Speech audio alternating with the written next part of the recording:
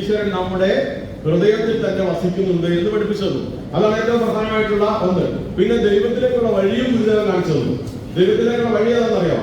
അത് പിന്നെ തൃശ്ശൂരും തിരുവനന്തപുരത്തും മുരിക്കുമ്പുഴയിലും പിന്നെ കാരമുക്കിലും കാണിച്ചു തന്നിട്ടുണ്ട് വഴി. നമ്മളൊരു സ്ഥലത്തേക്ക് പോകണമെങ്കിൽ വഴി വേണ്ടേ?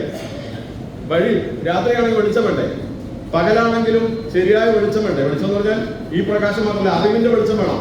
അപ്പൊ ഈശ്വരനിലേക്കുള്ള യാത്ര എങ്ങനെ പോകണം എന്നത് കാണിച്ചു തന്നു. എന്താ കാണിച്ചു തന്നത്? ഒന്ന്, കെടാവിളക്കാണ് പ്രതിഷ്ഠ. അറിയാലോ, തൃശ്ശൂര് പ്രതിഷ്ഠിച്ചത് ഏതാണ്? നമ്മളിവിടെ അടുത്തല്ലേ, അറിയാലേ? കെടാവിളക്കല്ലേ? ആരും തലയാട്ടുന്നില്ല. അറിയാമെന്നാണ് ഞാൻ വിചാരിച്ചത്, അതുകൊണ്ട് അങ്ങനെ പറഞ്ഞു പോകുന്നത്. അറിയാലോ, വിളക്കാണ്. പിന്നെ തിരുവനന്തപുരത്ത് പഞ്ചലോഹ പ്രഭയാണ്. അതിൽ എന്താ എഴുതിയത്? അതിൽ എഴുതിയിരിക്കുന്നത് സത്യം, ധർമ്മം, ദയ, ശാന്തി. ഓർമ്മയുണ്ടോ? കേട്ടിട്ടുള്ളതല്ലേ? എന്താ എഴുതിയിരിക്കുന്നത്? ശ്രദ്ധിച്ചു നോക്കിയേ, നല്ല ചിന്തിച്ചു നോക്കിയേ. സത്യം, ധർമ്മം, ദയ, ശാന്തി. ഇത് എന്താണത്? ഈ വെളിച്ചം നമ്മൾ വിളക്കണ്ടില്ലേ? ഈ വിളക്കാകുന്ന അറിവിന്റെ വെളിച്ചത്തിന് പ്രതീകമാണ്. ആ അറിവിന്റെ വെളിച്ചത്തിലൂടെ നമ്മൾ എതിരെ പോകണം. നമ്മൾ രാത്രിയാണെങ്കിൽ ടോർച്ച് അടിച്ചിട്ട് കുഴിയിലും ഒന്നും വീഴാതെ നോക്കി പോകണം വെളിച്ചം കൊണ്ട്. അതുപോലെ ഈശ്വരനിലേക്കുള്ള വഴി ഈ വെളിച്ചത്തിൽ കാണണം. ഏത് വഴിയെ പോകണം?